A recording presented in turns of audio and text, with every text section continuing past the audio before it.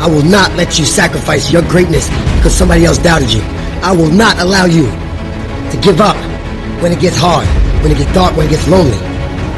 You are a champion. You are a warrior. You were made for greatness. It is inside of you. It's not worth living life captivated by other people's perception of you. Stop worrying about it. Stop worrying about it. Start doing something that's going to build up your life and not tear it down.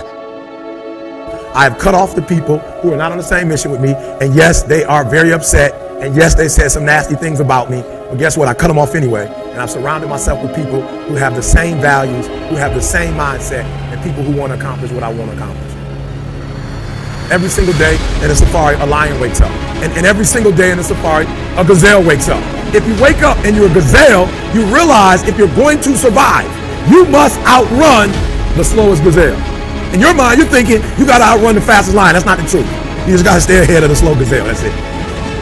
So every single day when you wake up, whatever it is that you do professionally, you better make sure you're not in the back of the pack. You better be as close to the front, if not up front, as possible, because every single day when the lion wakes up, it's only one thing on that lion's mind, and that is catching the gazelle that couldn't keep up. This is critical. This is not just a story. This is critical because what the gazelle realizes that the way it goes about its daily business is contingent upon life and death. That if that gazelle does not do what he or she is supposed to do, it will be eaten by a lion. The story says that even if you are a lion and you have the advantage, that when the sun comes up, you better get to running. Because if you are a lion, a gazelle is still not going to come to you and say, just eat me.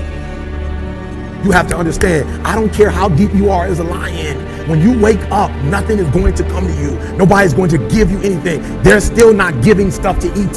I still have to work. I still have to fly 20 hours to get to Australia. I still have to go to London. I still have to do free stuff in Detroit. I still have to drive. I'm a lion. And when the sun comes up, I still have to get to running. Here's the challenge though. I asked myself when I read that story, that's what's on the surface. I read it and I started asking myself, E.T., what's the difference between a gazelle and what's the difference between a lion? What's the difference? I know that they're wired differently, but what's the difference? And what I discovered is that the gazelle is running from something. The gazelle is running from something. So as long as the lion is chasing the gazelle is running. But as soon as the lion stops chasing the gazelle, it stops. And that's a lot of you in this room. That's a lot of you in this room. You will run. You'll do what you're supposed to do. As long as you're getting pushed, as long as you're getting motivated, as long as somebody is encouraging you, as long as somebody's coaching you, as long as somebody's pushing you, as long as somebody's prodding you, you're doing what you're supposed to do. As long as somebody's calling you, as long as someone is enticing you, as long as somebody's giving you rewards, you're moving. But as soon as that stops, you stop. I asked myself the question about the lion, and I said the lion is not running to be rewarded. The lion is running to eat. Every single day, the lion is running to eat because the lion realizes when he kills the gazelle, not only does he eat the gazelle, but he brings it back home. So you've got to ask yourself, what's your why? What motivates you? What pushes you? What drives you? You're trying to do exactly what you're doing on this level. You're like, I'm getting up every day. I'm putting in 2.5. I'm putting in 3, and I'm not getting the opportunity. The opportunity might require 3.5. I'm lifting weights. I'm eating right, and I'm not getting the opportunity. It might require getting up and working out 3.5. It might require you saying no to your friends. It might require you changing your diet. It might require you moving to another city. Whatever it takes, you got to be willing to do it. And you keep saying you're not there because of something else, because it's easier to blame somebody else.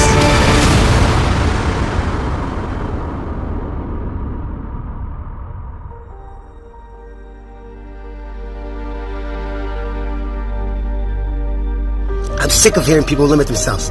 I'm friggin' sick of people allowing other people to dictate their life. It pisses me off. Pisses me off. When are you gonna get pissed off and tired of people doubting you? When are you gonna get pissed off and tired of people putting obstacles in your way? Just friggin' do it. Doesn't matter what it is. Don't allow anybody to forecast your greatness. You got so much more inside of you. My biggest fear in life was to get to heaven, and God look at me as I'm being judged, and I was some fat 300-pound guy like I used to be that still sprayed for cockroaches. That's okay. It's what you want to do.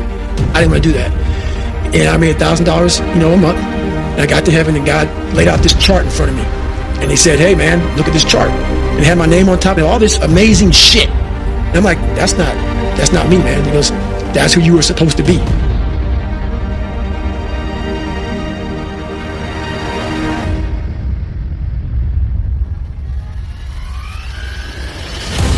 Some of you lost sleep more than you lost success. And I'm here to tell you today, if you're going to be successful, you've got to be willing to give up sleep. You've got to be willing to work off for 3 hours of sleep, 2 hours. If you really want to be successful, some days you're going to have to stay up 3 days in a row. Because if you go to sleep, you might miss the opportunity to be successful. That's how bad you got to want it. You got to want to be successful so bad that you forget to eat.